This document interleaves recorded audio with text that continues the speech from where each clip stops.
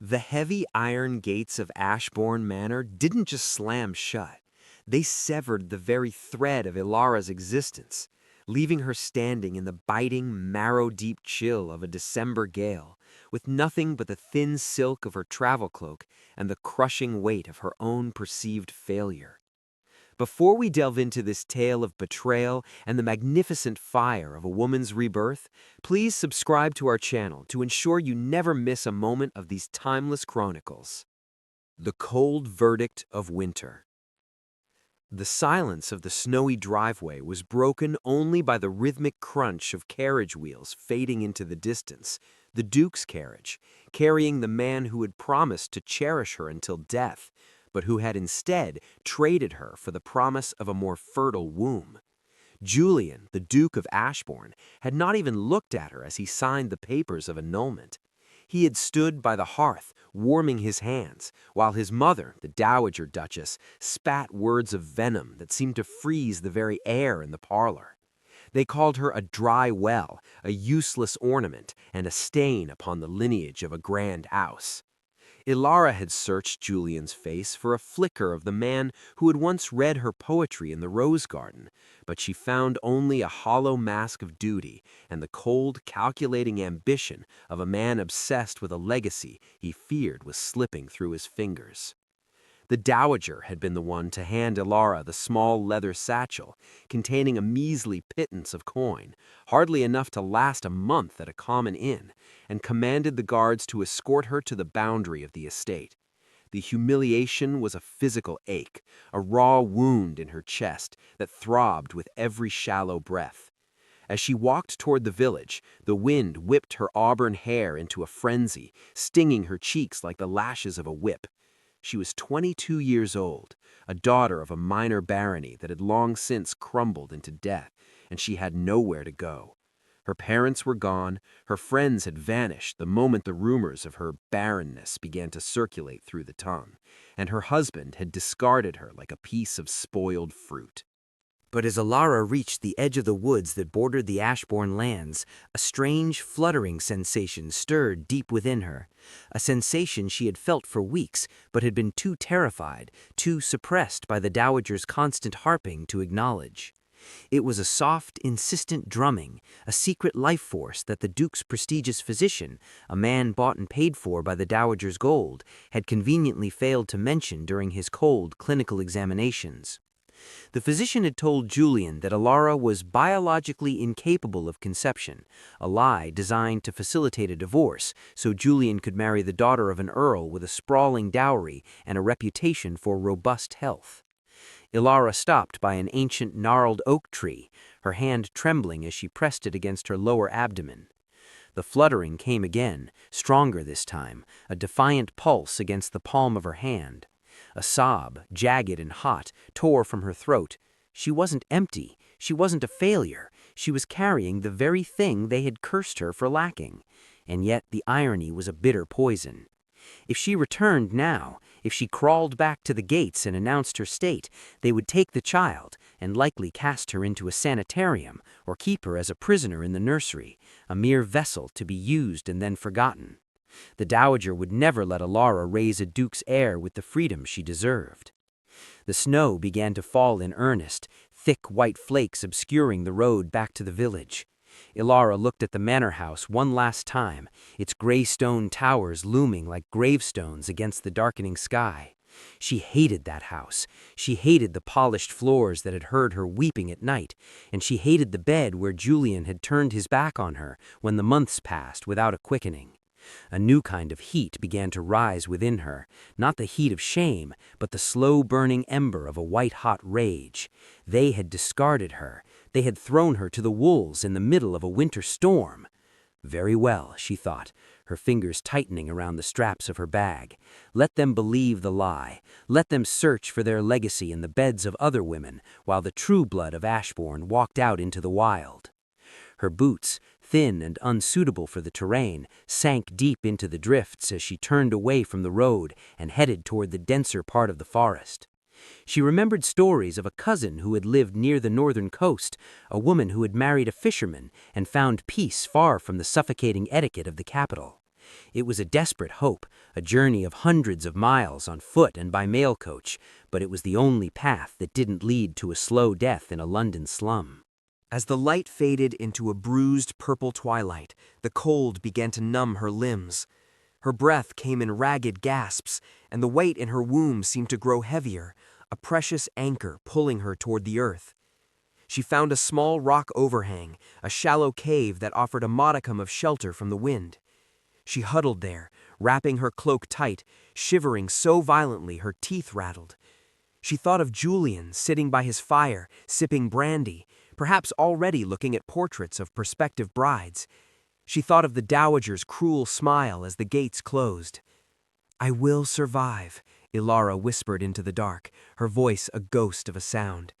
"I will survive, and you will regret the day you decided I was nothing." The night grew deeper, and the sounds of the forest shifted, the creak of frozen branches, the distant howl of a fox. Lyra felt her consciousness slipping, the lethargy of extreme cold beginning to lull her into a dangerous sleep. She fought it, thinking of the tiny life, or lives, for the movement felt so chaotic inside her. She couldn't die here, not like this. Just as her eyes began to flutter shut, a golden glow appeared through the trees. It wasn't the harsh light of the manor lanterns, but a soft, flickering warmth. It moved toward her, accompanied by the heavy thud of boots on frozen ground and the low, soothing whistle of a man. A shadow fell over her, tall and broad, blotting out the stars. A lantern was lowered, illuminating a face that was weathered but kind, with eyes that held the depth of the forest itself. The man didn't see a discarded duchess, he saw a woman in peril. He didn't ask for her pedigree or her husband's name. He simply reached down, his large, calloused hands surprisingly gentle as he lifted her from the frozen ground. "Easy now, little bird," the man murmured, his deep resonance that seemed to vibrate against her chilling skin. "You've wandered far from the path. Let's get you to the fire." As Lyra drifted into a fitful unconsciousness, cradled in the arms of a stranger, she felt a final, powerful kick within her. It was a promise. The Duke and his mother had ended the life of Lady Lyra of Ashbourne, but they had no idea they had just birthed a legend. She was no longer a pawn in their game of lineage. She was a mother, a fugitive, and a woman who had just discovered that the greatest power lies in being forgotten by those who think they own the world. The winter would be long, and the hardships would be many, but the fire starting to burn in Lyra's soul was hotter than any hearth in the Duke's cold, lonely palace. She closed her eyes, letting the darkness take her, knowing that when she woke, the world would never be the same again. The Sanctuary in the Woods. The scent of pine resin and wood smoke was the first thing to greet Lyra as the veil of unconsciousness lifted, a stark contrast to the sterile, lavender-scented rooms of Ashbourne Manor. She found herself lying on a narrow cot layered with thick wool blankets and cured animal furs, the warmth of the small cabin seeping into her frozen bones like a healing balm. The stranger who had pulled her from the snow sat by a modest stone hearth, his back to her as he stirred a pot of something that smelled heavenly, onions, root vegetables, and perhaps a bit of wild game. He was a mountain of a man, his shoulders broad enough to block out the light of the fire, yet there was a deliberate quietness to his movements that spoke of a deep-seated gentleness. Lyra tried to sit up, but a sharp pang in her abdomen forced a soft gasp from her lips, and the man was at her side in an instant, his hands hovering over her with a hesitant, respectful distance. He told her his name was Silas, a man of few words who lived on the fringes of a village so remote it didn't appear on the Duke's maps. He didn't ask for her story, though his eyes, dark and perceptive, lingered on the fine quality of her tattered silk dress and the gold band that still sat heavy on her finger. For the first few days, Lyra remained in a haze of recovery, her body exhausted by the trauma of the eviction and the early stages of a pregnancy that felt increasingly intense. Silas provided for her without complaint, bringing her fresh milk from a neighbor's goat and medicinal teas made from bark and dried herbs. He was a woodcutter by trade, but there was an unmistakable air of refinement in the way he spoke and the leather-bound books that lined a single shelf in his humble home. As the weeks turned into a month, the snow outside the cabin piled high against the cabin walls, sealing them into a private world of shadows and firelight. It was during these quiet evenings that Lyra began to feel the true nature of the life growing within her. One evening, while Silas was sharpening an axe by the fire, Lyra let out a small cry as her stomach performed a feat of gymnastics that felt physically impossible for a single child. She looked down, seeing the distinct ripples beneath her bodice, 3 separate movements, a synchronized dance of defiance against the world that had called her barren. Silas looked up, his expression softening as he realized what she was experiencing. He didn't offer the pity she had grown to expect from the men in her life. Instead, he offered a small, knowing smile. "You carry a heavy burden for such a delicate frame. Nature has a way of overcompensating when it has been insulted. It seems you are not just carrying an heir, but a small army." Lyra laughed for the first time in what felt like a lifetime, a dry, brittle sound that eventually turned into a genuine chuckle. She confessed to him then, in the safety of the firelight, who she was and what had happened at Ashbourne. She told him of the Barren diagnosis, the dowager's cruelty, and Julian's cold betrayal. Silas listened in silence, his jaw tightening as she described being cast out into the blizzard. He didn't call her a liar or suggest she return to her husband. Instead, he told her that he, too, had once known the sting of a high-born betrayal, that he had been a captain in the Royal Guard before a political conspiracy had stripped him of his title and sent him into exile in these woods. They were 2 broken pieces of a shattered aristocracy, finding a strange, silent solidarity in the wilderness. The realization that she was likely carrying triplets brought a new sense of urgency to Lyra's survival. She could no longer simply drift, she had to prepare. Under Silas's tutelage, she learned to identify the edible plants that grew beneath the snow and how to mend the heavy furs they would need for the spring thaw. Her hands, once soft and manicured for embroidery, grew calloused and strong. The mousy duchess was shedding her skin, replaced by a woman with iron in her blood and a predatory instinct to protect the life within her. She began to sell the small pieces of jewelry she had managed to keep hidden in her cloak, sending Silas into the nearby village to trade for swaddling clothes, grain, and sturdy boots. By the time the first signs of spring appeared, the drip of melting icicles and the return of the mountain birds, Lyra's belly was so large she could barely walk without Silas's support. The village women, who had initially been suspicious of the woodman's woman, began to visit, bringing gifts of honey and dried fruit. They saw the strength in Lyra's eyes and recognized a fellow survivor. They didn't care about her titles or her past. They cared that she was a mother-to-be who had survived a winter that should have killed her. They shared stories of their own labors, of the children they had lost, and the ones they had raised against all odds. Lyra soaked it all in, building a foundation of community that the cold halls of Ashbourne had never provided.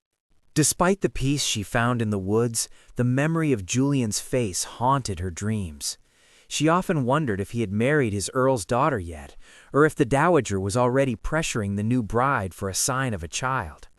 She felt a dark, satisfying pleasure in the knowledge that they were mourning a legacy that was currently kicking her ribs with 3 pairs of healthy feet.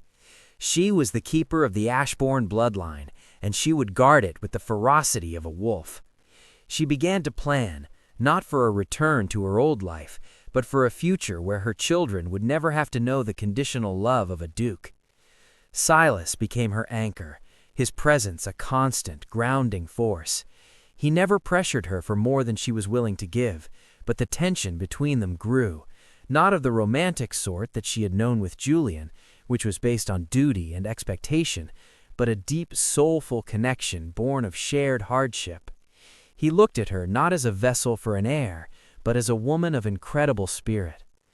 One evening, as they watched the sunset paint the snowy peaks in shades of gold and violet, Silas reached out and briefly touched her hand. He didn't say anything, but the promise in his eyes was clear. He would stand between her and the world for as long as she needed him. As her due date approached, a strange sense of calm settled over Lyra. The fear that had defined her departure from the manor was gone, replaced by a cold, calculating resolve. She knew the road ahead would be difficult, and that raising 3 children in the wilderness would be a challenge unlike any other. But she also knew she was no longer the girl who had been silenced by a duke's frown. She was a woman who had conquered winter, and she was about to bring forth a storm of her own.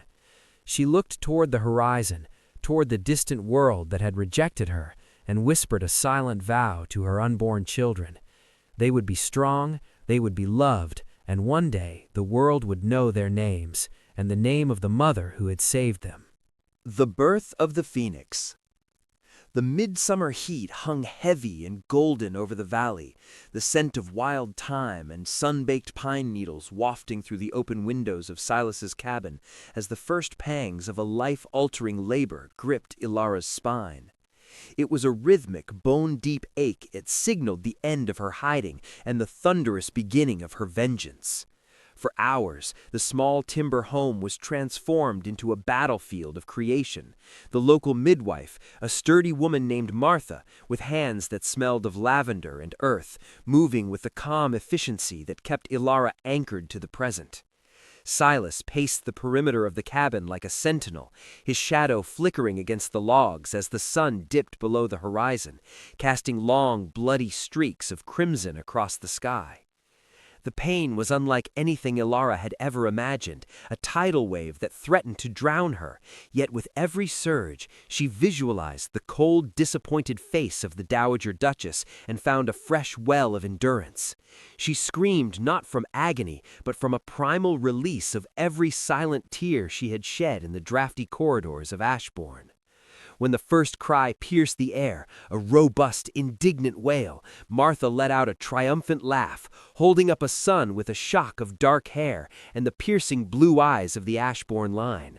But there was no time for rest. The storm within Lyra had only just begun its descent. 10 minutes later, a second son arrived, smaller but just as vocal, his tiny fists already curled as if ready to fight the world that had tried to negate his existence. The midwife's eyes widened as she felt Lyra's abdomen, realizing the miracle was not yet complete. With a final soul-shaking effort that left Lyra gasping for the very air in the room, a daughter was born, a delicate, perfect creature who arrived in a stunning silence, her wide eyes taking in the flickering candlelight with a wisdom that seemed centuries old. Triplets. 3 lives born from a woman labeled a dry well, 3 heirs to a fortune they had been denied before their first breath.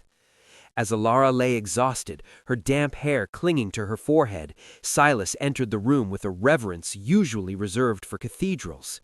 He looked at the 3 squirming bundles nestled against Lyra's chest, and then at Lyra herself, his expression one of profound awe. He knelt by the bed, his large hand gently covering hers, and in that moment the ghost of the Duchess of Ashbourne was officially laid to rest. In her place sat a lioness. She named them Leo, Alastair, and Diana, names that carried the weight of kings and goddesses, names that would one day ring through the halls of the palace that had discarded their mother. In the weeks that followed, the cabin became a whirlwind of activity. The quiet solitude of the woods replaced by the constant demanding music of 3 growing infants.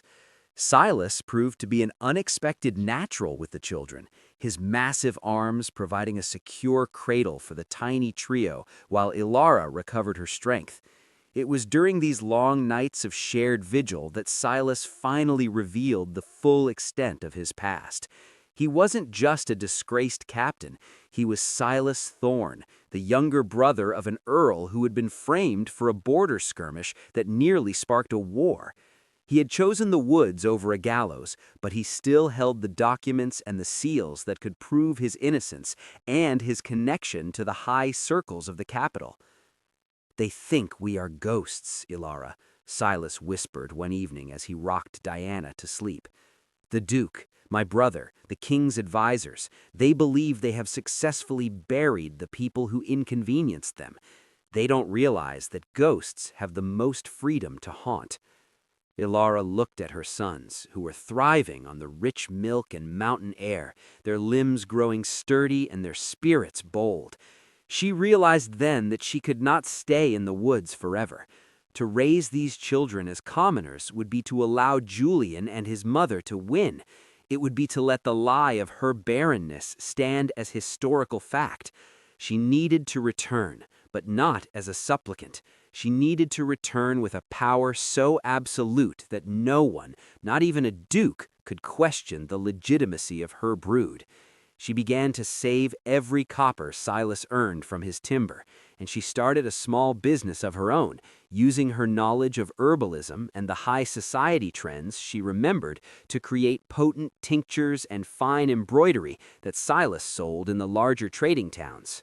The transformation of Lyra was physical as well as emotional.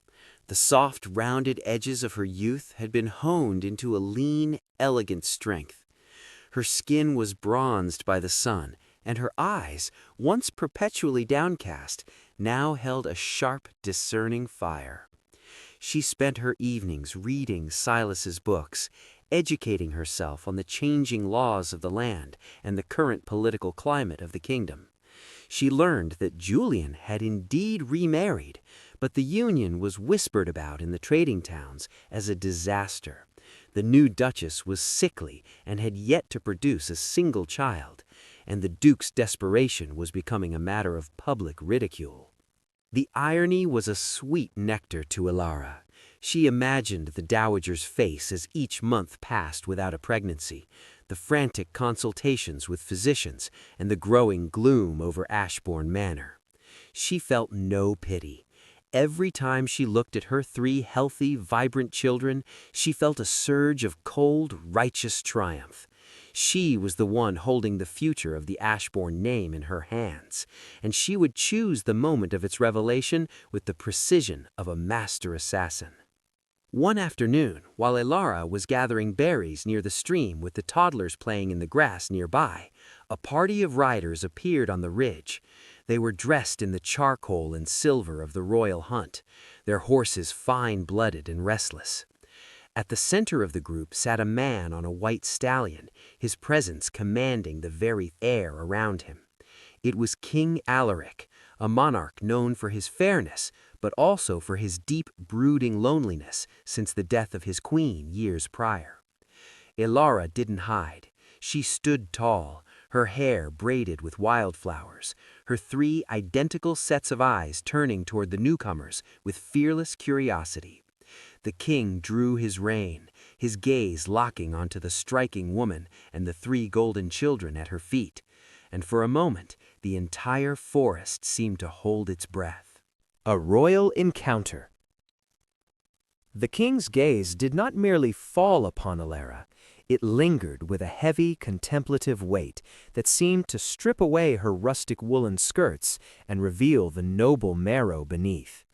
King Alaric was a man carved from granite and sorrow, his reign marked by a just hand, but a heart that had remained shuttered since the passing of his queen. And as he looked upon the tableau of this sun-drenched woman and her 3 golden-haired sentinels, the air between them crackled with an unspoken recognition. He dismounted with a fluid, predatory grace that spoke of years on the battlefield, his royal retinue halting in a confused jumble of silver and charcoal behind him as he stepped across the mossy bank toward the stream. The toddlers, sensing no threat but a profound curiosity, did not cower. Leo stood protectively in front of Diana, his small chin tilted upward in a mirror image of the Ashbourne pride, while Alastair watched the king's sword hilt with wide, analytical eyes. The king stopped a respectful distance away, his gloved hand resting on the pommel of his saddle as he took in Ilara's bronzed skin and the fierce, unyielding light in her gaze.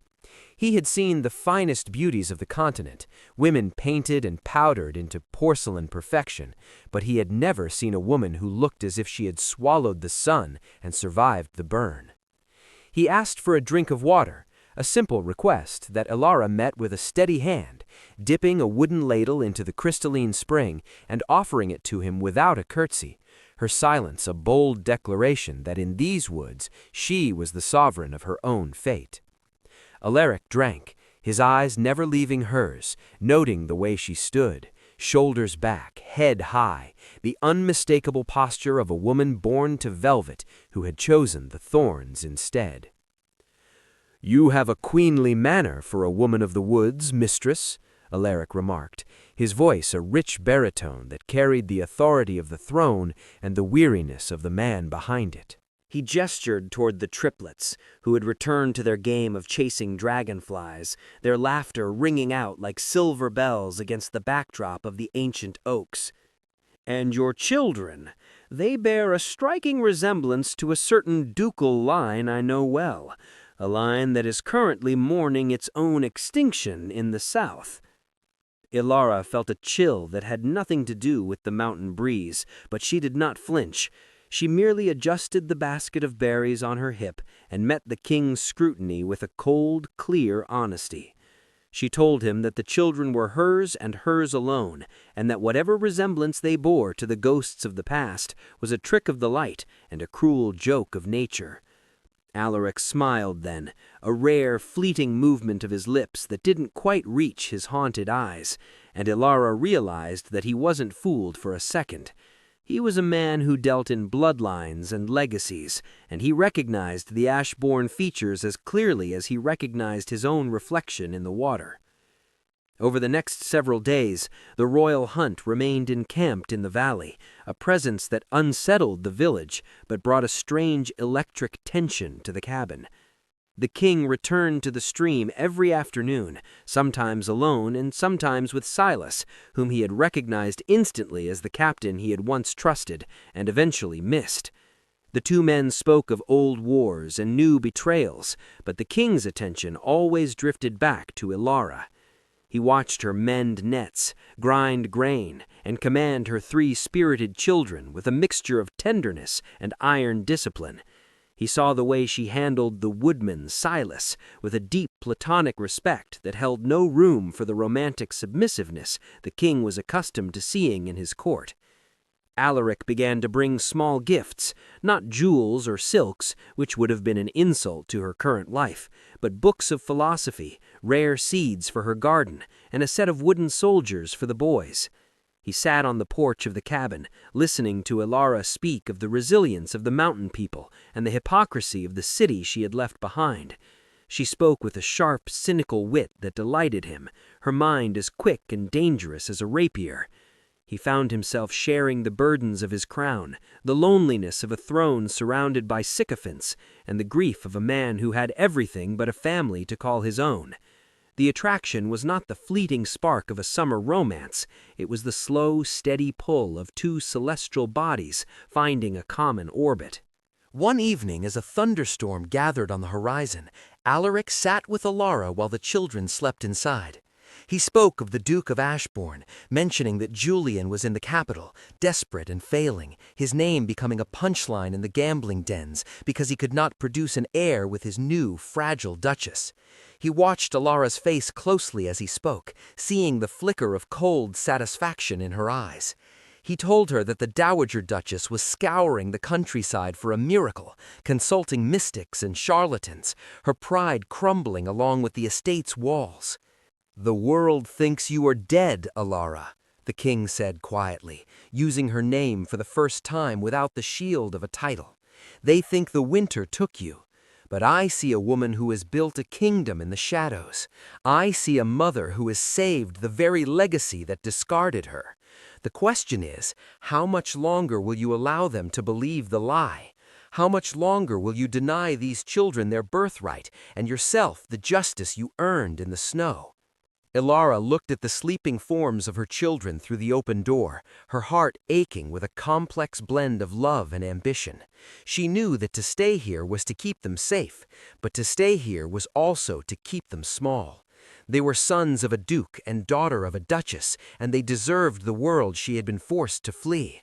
She looked back at the king, seeing not just a monarch, but a man offering a bridge back to the life she had lost, but on her terms, not Julian's. She realized that Alaric wasn't just courting her, he was recruiting her. He needed a woman of her strength by his side, and she needed a king to validate her return. "I will not return as a beggar, sire," Lyra said, her voice like tempered steel. "I will not return to be a miracle for the house of Ashbourne. If I return, it will be to burn down the house that tried to freeze me out. I will return as a mother of heirs, and I will return with a power that makes the duke's title look like a child's toy." Alaric reached out, his hand covering hers on the rough wooden railing, his thumb tracing the scars of her hard work. "Then do not return as a duchess," he whispered, his eyes burning with a sudden fierce intensity. "Return as my guest. Return as the woman who holds the king's favor. We have a grand masquerade in the capital in 3 months' time. The entire peerage will be there, including the duke and his mother. Come with me, Lyra. Bring your children. Let us show the world what happens when they discard a diamond because they were too blind to see its light." Lyra felt the shift in the universe, the moment when the fugitive became the hunter. She looked at the king, seeing the promise of protection and the opportunity for a reckoning that would echo through history. She thought of the dowager's sneer and Julian's silence, and she felt the triplets stir in their sleep, a living testament to her victory. She nodded slowly, her hand tightening around the king's hand. The woods had been her sanctuary, and Silas had been her savior, but the capital would be her stage. The phoenix was ready to fly, and the fire she brought with her would leave nothing but ash of the house of Ashbourne. The king's proposition. The air in the small cabin seemed to thicken with the gravity of the king's offer, the flickering candlelight casting long, dancing shadows against the timber walls as Lyra weighed the cost of her peace against the price of her justice. King Alaric did not press her. He was a man who understood that true power was never seized in haste, but cultivated in the quiet moments of resolve. He stood by the hearth, the firelight catching the silver threads in his dark hair, looking less like a distant monarch and more like a man who had finally found a puzzle worth solving. Outside, the mountain storm broke, rain lashing against the roof in a rhythmic cadence that reminded Lyra of the night she had been cast out.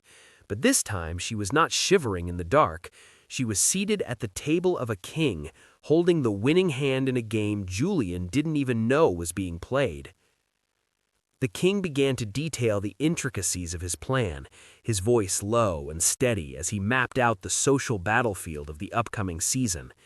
He explained that the Duke of Ashbourne had recently petitioned the crown for a special dispensation to name a distant, dissolute cousin as his heir, a move born of utter desperation as his second wife remained childless and frail. The Dowager Duchess was reportedly spending a fortune on spiritualists, turning Ashbourne Manor into a circus of superstition in a frantic attempt to lift what she called the curse of the barren bride. Alaric's eyes flashed with a grim amusement as he spoke of their plight. He knew that the arrival of 3 healthy, vibrant Ashbourne children would not just be a scandal, it would be an earthquake that leveled the family standing. "I am offering you more than a seat at a ball, Lyra," Alaric said, leaning forward, his presence filling the room with an undeniable magnetism. "I am offering you the royal seal of protection. If you return under my wing, the Duke cannot touch you. He cannot claim the children by force, nor can he silence you with his mother's venom. You will be housed in the summer palace. Your children will be tutored by the finest minds in the kingdom, and when we walk into that ballroom, you will not be the discarded wife of a duke. You will be the woman the king has chosen to honor above all others. You will be untouchable." Lyra felt a flicker of hesitation, her gaze drifting to Silas, who stood in the corner with his arms crossed, his expression unreadable. Silas had been her rock, the man who had seen her at her lowest and helped her find the iron in her soul. To leave this sanctuary was to leave the man who had saved her. Sensing her thoughts, Silas stepped forward into the light, his weathered face softening with a look of profound pride. He told her that he had already spoken with the king, and that Alaric had offered him a full royal pardon and the restoration of his own family's lands in exchange for his continued service as Ilara's protector in the capital. The circle was closing. The outcasts were being summoned back to the center of the world, not to assimilate, but to conquer. "The children need more than these woods can give them, Lyra," Silas said, his voice a gravelly comfort. "Leo has the mind of a strategist, Alistair sees the world in numbers and logic, and Diana has your fire. They deserve the legacy you saved for them. Don't let your fear of the past rob them of their future. We will go together. I will be your shadow, and the king will be your shield." Lyra looked back at the king, seeing the sincerity in his offer. She realized that Alaric's interest in her wasn't merely political. There was a burgeoning tenderness in the way he looked at her, a respect for her survival that went beyond the need for a sensational court drama. He was a lonely man seeking a partner who understood the weight of a crown, even if hers was made of thorns and wild berries. She thought of the triplets, the way they laughed, the way they looked so much like the man who had called her nothing, and she felt a surge of cold, righteous ambition. She would go. She would show the ton that the Barren Duchess had blossomed into a garden of heirs. The king's proposition included a complete transformation.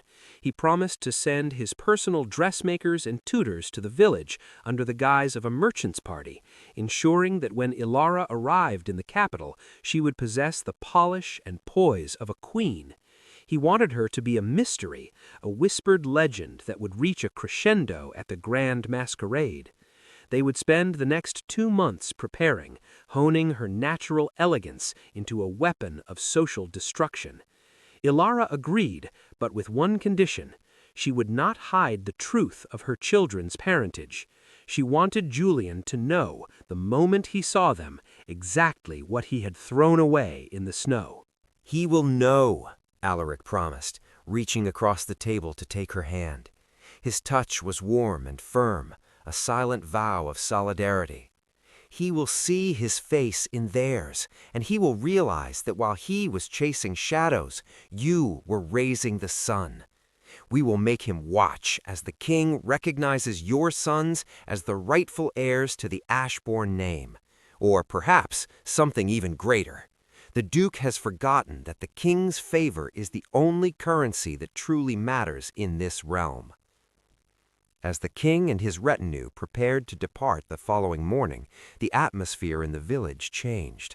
The secret was out among the elders, and a sense of collective pride swelled in the small community.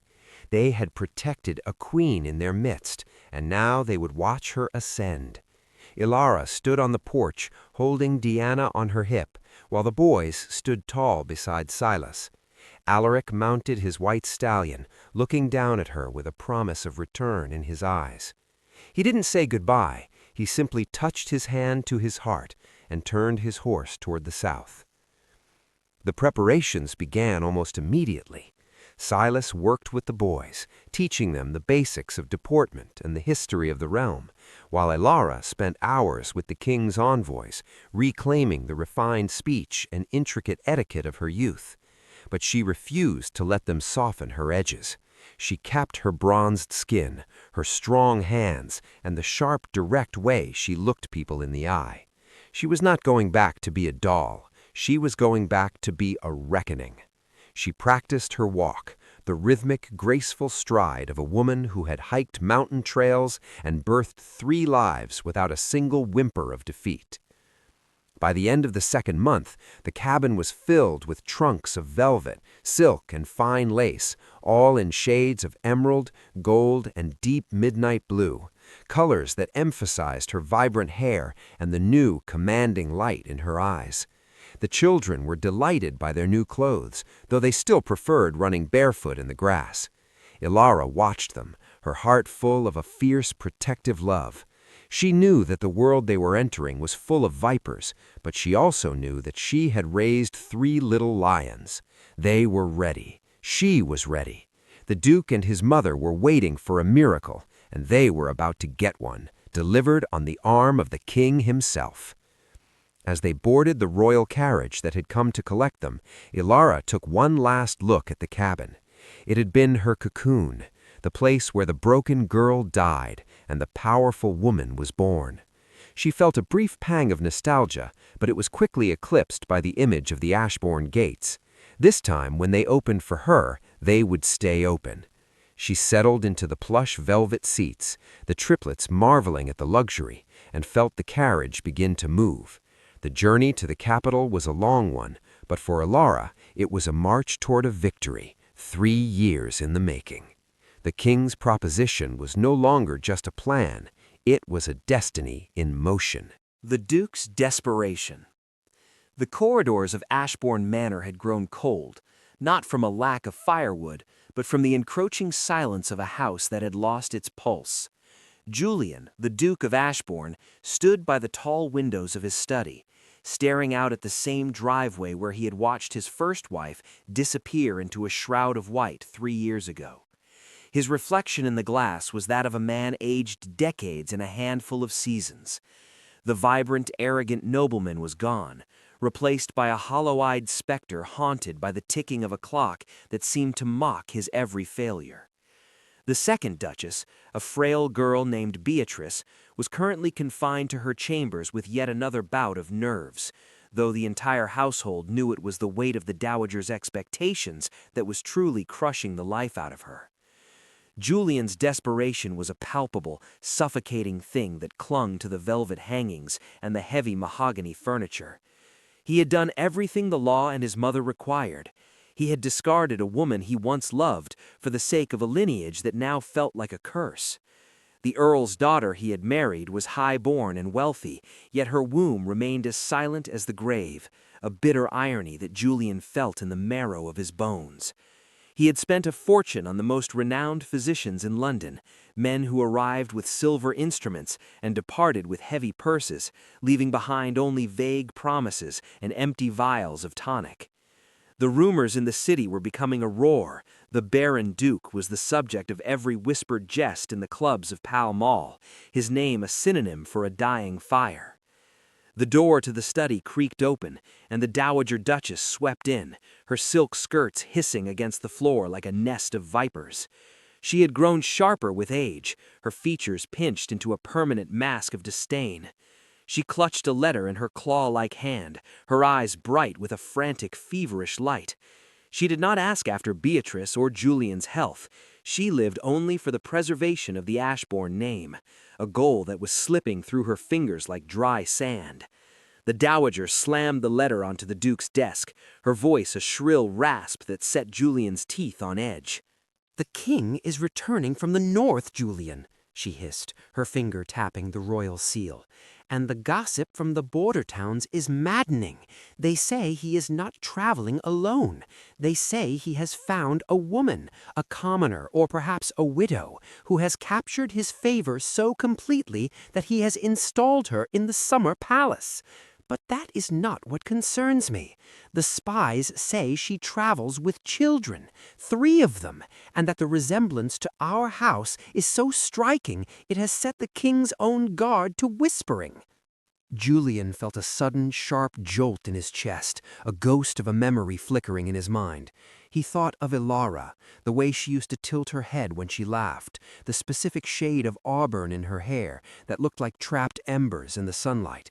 He pushed the thought away with a growl of frustration. Lyra was dead. She had to be. No one survived a winter storm on foot, with no coin and no shelter. He had told himself this every night for 3 years to drown out the voice of his own conscience. He turned to his mother, his face a mask of weary irritation. "The world is full of children who look like noblemen, mother," Julian snapped, though his hands trembled as he reached for a decanter of brandy. "The king is a widower and a man of great appetites. If he has found a mistress with a brood, it is a matter for the court to titter about, not for us to obsess over. We have our own problems. The cousin from the northern branch is a drunkard and a gambler. If I name him heir, the Ashbourne lands will be sold to pay his debts within a year of my death. We need a miracle, not ghost stories from the border." The dowager leaned in, her scent of stale rosewater and vinegar washing over him. "It is not a ghost story. The king has invited the entire peerage to a grand masquerade. He has explicitly commanded our attendance. He has even suggested that you bring your wife if she is well enough to stand. There is a game being played, Julian. I can feel it. The king has never cared for your company, yet now he summons us with a personal note. There is something about this woman. They say she carries herself like a sovereign, and that her children are guarded by a man who looks like a resurrected Silas Thorne." Julian froze at the mention of the name. Silas Thorne had been his closest friend before the scandal, a man of unimpeachable honor, whom Julian had abandoned when the political winds shifted. If Thorne was alive, and if he was with this mystery woman, the implications were a labyrinth of danger. He drained his glass, the burn of the alcohol doing little to settle the cold dread pooling in his stomach. He looked around his opulent study and realized it felt like a prison. He had sacrificed his honor, his first wife, and his peace of mind for a legacy that was currently a hollow shell. "We will go to the ball," Julian said, his voice flat and devoid of hope. "We will put on our finest silks and our heaviest jewels, and we will bow to the king's new favorite. We will endure the whispers of the ton and the sight of Beatrice fainting in the heat. But if this woman is some charlatan trying to use a resemblance to extort our house, I will see her in the stocks before the night is out. I will not have our name dragged through the mud by a mountain peasant." But as the days passed and the date of the masquerade approached, Julian found himself unable to sleep. He would wander the gallery, looking at the portraits of his ancestors, searching their painted eyes for a sign of where he had gone wrong. He found himself standing before the empty space where Ilara's portrait had once hung before his mother ordered it burned. He remembered her touch, the softness of her voice, and the way she had looked at him with such utter trust on their wedding day. He had betrayed that trust, and in doing so, he felt he had severed his link to his own humanity. In the village below the manor, the servants whispered of a change in the wind. They spoke of the duke's growing madness and the dowager's frantic prayers to a god she had ignored for years.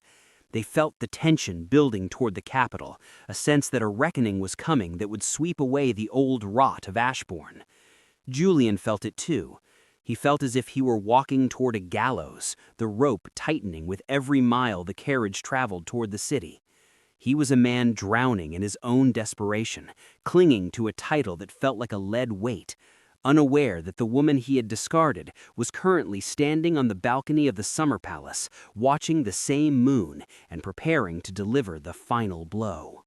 When they finally arrived in the capital, the city was electric with anticipation. The mystery of the king's phoenix was the only topic of conversation in the coffee houses and salons. Julian heard the descriptions: the auburn hair, the emerald eyes, the 3 children who moved with the grace of lions. Each detail was a needle in his heart. He tried to tell himself it was a coincidence, a trick of the imagination, but deep down, in the dark places of his soul, he began to fear the truth. He began to fear that the woman he had called Barren was coming back to prove him a fool in front of the entire world. And as he donned his black silk mask for the ball, Julian realized that for the first time in his life, he didn't want to be a duke.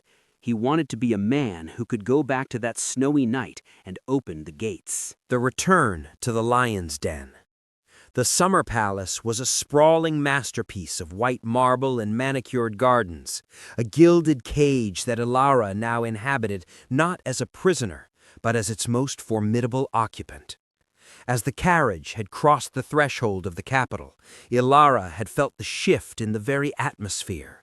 The air here was thick with the scent of coal smoke, expensive perfume, and the sharp metallic tang of ambition. She sat in a room draped in heavy velvet, watching through a floor-to-ceiling mirror as a cadre of the king's personal attendants moved around her like silent ghosts, their nimble fingers weaving the final threads of her transformation. They were not merely dressing a woman, they were arming a warrior. The mousy, soft-spoken girl who had once spent her days apologizing for her own existence in the shadows of Ashbourne was gone, replaced by a vision of such striking ethereal power that even the seasoned royal servants hesitated to meet her gaze. Her gown was a triumph of engineering and art, crafted from silk so dark it appeared like the midnight sky, encrusted with thousands of tiny black diamonds that caught the candlelight and shattered it into 1,000 shards of obsidian fire. It clung to her new, lithe frame, the frame of a woman who had carried children through a mountain winter and chopped wood alongside a soldier. Her auburn hair, once kept in modest coils, was now swept up into a dramatic, architectural crown, interwoven with pearls and gold filigree that shimmered against the rich, burnished copper of her locks. Around her neck sat the king's own gift, a necklace of emeralds the size of pigeon eggs, their deep green depths matching the cold, calculating fire in her eyes. She looked like a queen of the underworld, returning to claim the surface, and as she stood, the rustle of her skirts sounded like the warning hiss of a predator. In the adjoining chamber, the triplets were being prepared by Silas, who had traded his woodsman's leathers for the polished silver breastplate and charcoal tunic of a captain of the king's guard. Silas looked at Lyra as she entered the room, and for a moment the battle-hardened man could not speak. He saw the fire he had helped stoke in the cabin, now burning with a professional, lethal intensity. He looked down at the 3 children, who were dressed in miniature versions of the Ashbourne colors, deep navy and silver, though their tunics bore a new crest, a phoenix rising from a bed of lilies, a design Alaric had personally commissioned to signal their mother's rebirth. Leo, Alistair, and Diana were no longer the wild children of the forest. They were poised, their faces scrubbed clean, and their eyes bright with the excitement of a grand adventure, unaware that they were the primary weapons in a social execution. "You look like a reckoning, Lyra," Silas whispered, his voice thick with an emotion he rarely allowed to surface. "The Duke will not recognize the woman he threw away. He will only see the goddess who has come to judge him. Are you ready for the weight of their stares? The ton will be a pack of wolves tonight, looking for any crack in your armor. They will want to know where you came from, how you survived, and whose blood truly flows in those children's veins." Lyra reached down, smoothing the silver embroidery on Alistair's shoulder, her touch steady and sure. "Let them stare, Silas. I have spent 3 years being invisible, a ghost haunting the edges of their world. Tonight I intend to be the only thing they can see. I don't want the Duke's recognition. I want his terror. I want him to look at these children and see the future he traded for a lie.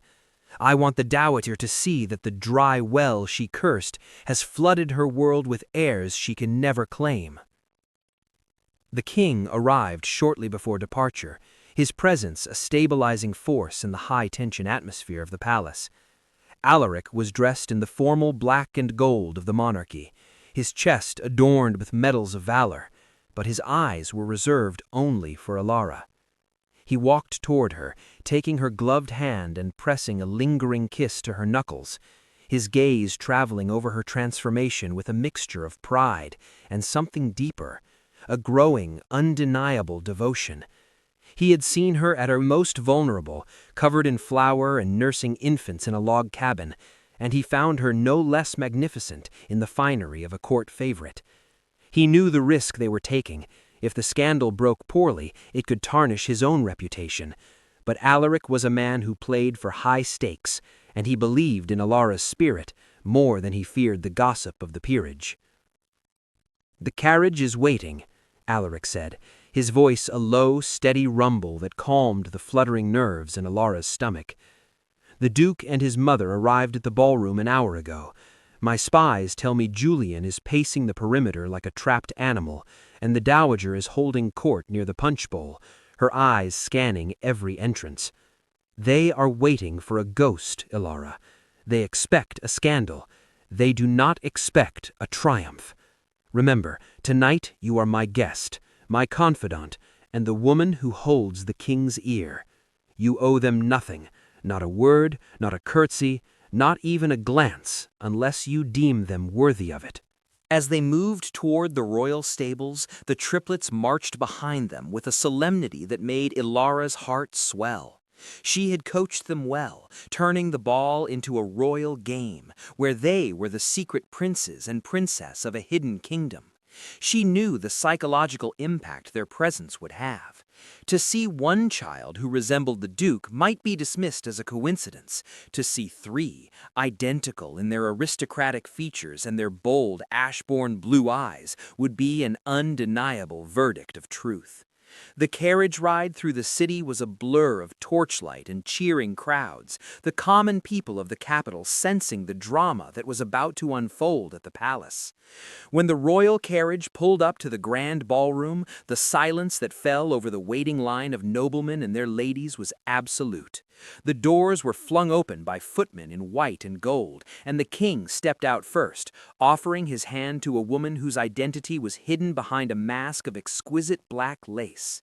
But it wasn't just the woman who drew their breath. It was the three children who followed, held by the hand by a resurrected Silas Thorne. The whispers began like a rising wind, a soft, frantic buzzing as the peerage tried to piece together the puzzle. They saw the auburn hair peeking from beneath the lace. They saw the striking children, and they saw the king's protective, possessive stance. Ilara stepped onto the red carpet, the weight of her emeralds heavy against her skin, her heart beating a steady, warlike rhythm. She could see the entrance to the ballroom where the music was swelling into a dramatic crescendo. Beyond those doors lay the man who had called her a failure and the woman who had tried to break her spirit. She felt the king's hand tighten on hers, a silent reminder that she was no longer alone. She took a deep breath, the scent of expensive wax and lilies filling her lungs, and prepared to walk into the lion's den. She wasn't just returning to society, she was returning to dismantle it, one shattered expectation at a time. The phoenix had landed, and the fire was about to begin. The Masquerade of Truth. The double doors of the grand ballroom swung open with a theatrical flourish that seemed to sync with the sudden, sharp silence of the orchestra.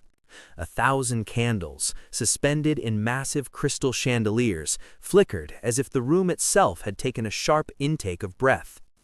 Ilara stood at the top of the marble staircase, her hand resting lightly on King Alaric's arm, feeling the collective gaze of the ton rise like a physical tide to meet them. Beneath the delicate black lace of her mask, her eyes scanned the sea of colorful silks and velvet, searching for two specific faces in the crowd of 1,000. She didn't have to look far. Standing near the royal dais, draped in the arrogant charcoal and silver of the Ashbourne line, was Julian. Beside him, the Dowager Duchess stood like a pillar of salt, her neck festooned with family diamonds that Ilara remembered all too well. The king began his descent, his pace slow and deliberate, forcing every soul in the room to endure the agonizing tension of their approach. As they moved, the crowd parted like the Red Sea, whispers rippling behind them in a frantic, rising swell.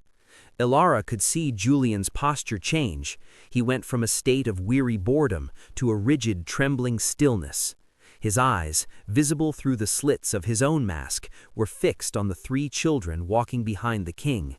Leo, Alastair, and Diana moved with a preternatural poise, their small faces set in expressions of regal curiosity. It was a sight that defied logic.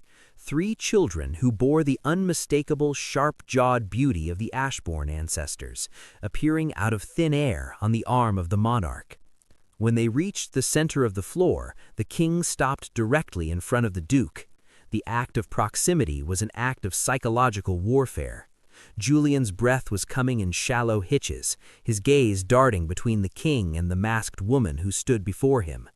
He looked at the children, his face draining of color until he was as pale as the marble beneath his boots. The Dowager Duchess stepped forward, her vanity struggling against a mounting hysterical dread. She opened her mouth to speak, perhaps to demand an explanation or to offer a practiced pleasantry, but the king raised a hand, silencing the entire room with a single sharp gesture. The music had stopped completely now. The only sound was the distant crackle of the hearth and the heavy, rhythmic thud of Julian's heart, which Lyra could almost hear in the silence. "Duke Julian," Alaric said, his voice carrying to the furthest corners of the hall, resonant and cold. "You seem unwell. Is it the heat of the room, or perhaps you are seeing ghosts in the candlelight? I have brought a very special guest to the capital, a woman of remarkable resilience who has survived much and gained even more. She tells me she once knew this house, though the welcome she received was less than hospitable." Julian's gaze locked onto Lyra's emerald necklace, his eyes widening as he recognized the gems, not because they were Ashbourne jewels, but because they were the ones he had promised to buy her on their wedding day, a promise he had broken along with her heart. He took a staggering step forward, his voice a broken whisper that barely carried to her ears. "It cannot be. You were lost. The physician said, Mother said—" He turned a look of sudden, jagged betrayal toward the dowager, who was clutching her fan so tightly the ivory ribs began to snap. The realization was beginning to dawn on him, a slow-motion wreck of his entire reality. He looked at the boys, seeing his own brow, his own stubborn mouth, and his own destiny reflected in their innocent faces. Lyra reached up, her fingers steady as she unknotted the silk ribbons of her mask. The lace fell away, revealing the face that had haunted Julian's dreams for 3 years. She was more beautiful than he remembered, her features sharpened by hardship and illuminated by a terrifying, righteous clarity. She didn't look at him with the yearning of a discarded wife. She looked at him with the detached pity of a conqueror. She then reached back, gently removing the masks from her children. The gasps that tore through the ballroom were like a gale. There was no longer any room for doubt. The Barren Duchess had returned, and she had brought the Duke's entire future with her, 3 heirs he had been told would never exist. The Dowager Duchess, realizing the social and legal catastrophe unfolding before her, tried to seize the narrative with a desperate, venomous shriek. "This is a trick, a masquerade play-acting. This woman is an impostor, a commoner the king has dressed in silk to humiliate us. My son's wife was a failed vessel, a woman of no substance who perished in the north. These children are bastards, products of some forest tryst, brought here to extort a noble house." Her voice cracked with the weight of her lie, her eyes darting around the room for support, but she found only the cold, judging stares of a peerage that smelled blood in the water. Lyra stepped forward, closing the distance between herself and the woman who had cast her out to die. Her voice was low, but it cut through the dowager's hysterics like a blade through silk. "The only impostor in this room, madam, is the woman who called herself a mother while plotting to destroy her son's happiness. You paid the physician to lie. You manipulated the Duke's grief to force a divorce. You threw me into a blizzard, hoping the cold would bury your secrets. But the cold only made me stronger, and the children you claimed I could never have are standing right here, protected by a king who values truth over the rotting remains of your pride." Julian collapsed to one knee, not in a bow, but because his legs could no longer support the weight of his shame. He reached out a hand toward Leo, a pathetic, searching gesture, but the boy stepped back, tucking himself firmly behind Ilara's skirts. The rejection was absolute. Julian looked up at Lyra, tears tracking through the powder on his face. "Lyra, please, I was a fool. I was led by a shadow. Give me the boys. They are Ashbournes. They belong at the manor. I will make it right. I will reinstate you. I will—" "You will do nothing, Julian," the king interrupted, his voice dropping an octave into a tone of lethal finality. "The moment you declared this woman barren and cast her out, you forfeited your claim to her and any fruit of her womb. By royal decree and by the very laws of the peerage you so cherish, you have no heirs. These children belong to the crown's protection now. You wanted a legacy, Duke? Look well upon it, for it is the last time you shall ever see them. You are a man with a title and an empty house, and that is how you shall remain, until the name of Ashbourne is forgotten by history." The ballroom erupted into a chaos of whispers and movement. The dowager fainted, a dramatic and ignored heap of silk on the floor, while Julian remained on his knees, a broken man in a room full of his peers. Lyra stood tall, the king's hand returning to the small of her back. She felt no joy in Julian's destruction, only a profound, cleansing sense of peace. The debt was paid, the winter was over. She looked down at her children, who were looking up at her with trust and love, and she knew that the real ball was only just beginning. She had returned to the lion's den, not to be devoured, but to show the lions who truly ruled the pride. The mother's reckoning. The silence that followed the king's declaration was more deafening than the dowager's previous screams, a heavy, suffocating vacuum where the reputations of the House of Ashbourne withered and died in real time. Lyra stood at the epicenter of the storm, her gaze never wavering from Julian, who remained shattered on the floor. The Tun, a collective beast that lived for the rise and fall of its members, had already turned its back on the Duke. Men who had shared brandy with him only an hour before now looked away in disgust, and women who had whispered about Ilara's failure tucked their chins in shame. But the reckoning was not yet complete. The dowager, reviving with the resilient spite of a cornered viper, pushed aside the hands of the servants trying to assist her, and stood, her face a contorted mask of desperation. "You cannot do this!" the dowager shrieked, her voice echoing off the vaulted ceiling.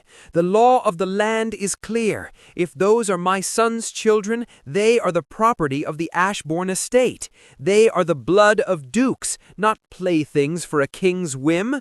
Guards, seize them! They are being held by a woman who has no legal standing, a woman whose marriage was annulled by the very church."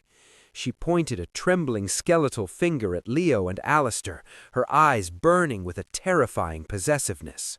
She didn't see children. She saw the only thing that could save her from social extinction. She moved toward them, her hands clawing the air, but she was met with a wall of cold, gleaming steel. Silas Thorne stepped forward, his sword drawn and held at a precise, lethal angle. The sight of the man they all thought dead, now standing in the full regalia of the king's guard, sent a fresh wave of shock through the room. "The only person in this room with no legal standing, madam, is you," Silas growled, his voice a low, dangerous rumble that stopped the dowager in her tracks. "I have spent 3 years guarding these lives, while you sat in your manor plotting their erasure. If you take one more step toward this family, you will find that the king's mercy ends at the tip of my blade. You discarded the mother. You have no claim to the seed." King Alaric stepped beside Lyra, his presence providing the final, unassailable seal of authority. He produced a scroll from his tunic, the heavy wax seal of the royal court glinting under the chandeliers. The annulment you so cleverly engineered, Julian, was based on a premise of biological voidance, a lie you both swore to under oath. By the laws of this kingdom, a contract entered into under false pretenses is not only null, it is a criminal act of perjury against the crown. You did not just divorce a wife, you attempted to defraud the royal line of succession. Therefore, the king's voice rose, commanding the attention of every witness. I hereby decree that the House of Ashbourne is in a state of moral and legal forfeit. The children shall be legitimized as wards of the crown, bearing their mother's name, and the duke's holdings shall be placed under royal sequester until the debt of his deception is paid. Julian looked up, his eyes hollow and wet. The realization that his mother's greed had not only cost him his family, but his very sovereignty was the final blow. He looked at Lyra, searching for a single spark of the woman who used to bring him wildflowers in the spring, but he found only a mirror of his own coldness. "Lyra, please," he choked out, the word a pathetic rasp. "I will give you everything. I will send her away. I will make you the most powerful woman in the realm. Just let me hold my sons. Let me see the girl." Lyra looked down at him, her heart as still as a frozen lake. "You had 3 years to find me, Julian. You had 3 years to wonder if the woman you claimed to love was starving or freezing. You chose the comfort of your title over the truth of your heart. You don't want your sons, you want your heirs. You don't want your daughter, you want a pawn for a future alliance. You called me Barren to save your pride, so now live with the desert you created." She turned her back on him, the motion of physical severance of their shared past. She took the hands of her children, feeling their small warm fingers grip hers with a trust that Julian would never earn. The dowager made one last frantic attempt to reach for Diana's dress, but the king's guards closed in, firmly but quietly escorting the screaming woman toward the side exits. Her reign of terror over Ashbourne and the lives of those within it was over. As she was led away, her crown of diamonds slipped, hanging precariously over one eye, a perfect metaphor for the ruined dignity of her house. The room began to breathe again, the orchestra tentatively striking up a slow, somber waltz as the guests realized the show was over and the new reality had begun. Lyra felt a hand on her shoulder, warm, steady, and full of a promise that had nothing to do with titles or estates. She looked up into King Alaric's eyes and saw not a monarch, but a man who had waited a lifetime for a partner of her caliber. He didn't ask her to be a duchess or a mistress. He looked at her as if she were the very sun that had finally risen over his lonely kingdom. The triplets, sensing the change in the air, began to relax, Leo even venturing a small, triumphant smile at Silas. The mother's reckoning was complete. She had not just returned, she had redefined what it meant to belong. She walked away from the wreckage of the Ashbourne name, her head held high, ready to trade a duke's cold manner for a king's warm heart. A crown of true love. The morning after the masquerade, the golden sun rose over the capital, casting long, peaceful shadows across the gardens of the summer palace.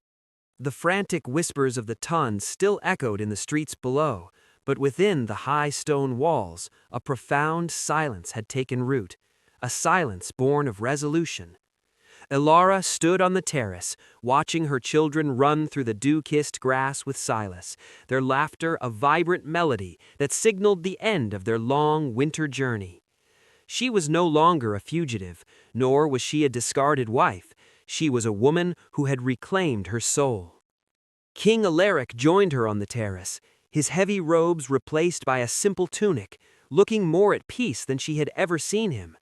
He did not speak of the duke's exile or the dowager's fall from grace. Those were shadows of a past that no longer held power over them.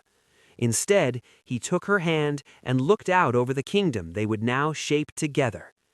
He had already signed the papers legitimizing her children as his own heirs by choice, ensuring that their future would be one of light and purpose.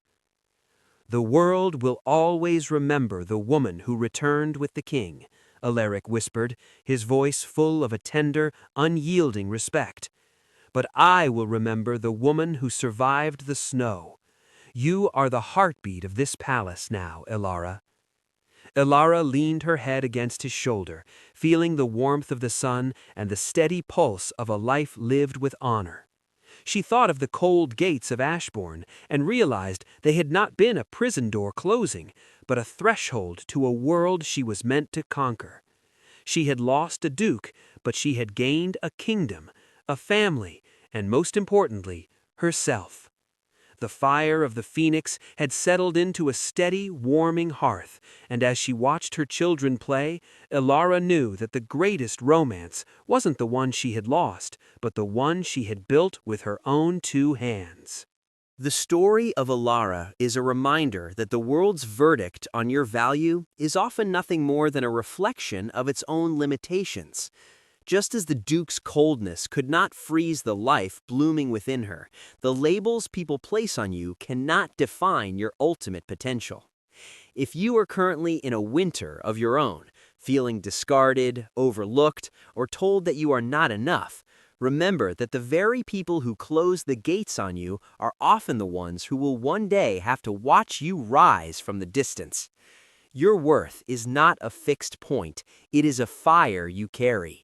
Keep walking through the storm, keep protecting your inner light, and soon enough, you won't just be returning to the ball, you'll be the one owning the palace. Your current situation is a chapter, not the whole book. Write the ending you deserve. If you were moved by Lyra's triumph and the justice served to the House of Ashbourne, please let us know in the comments which part of her journey resonated with you the most. Please subscribe to this channel, as it helps us bring more of these stories of resilience and heart to life.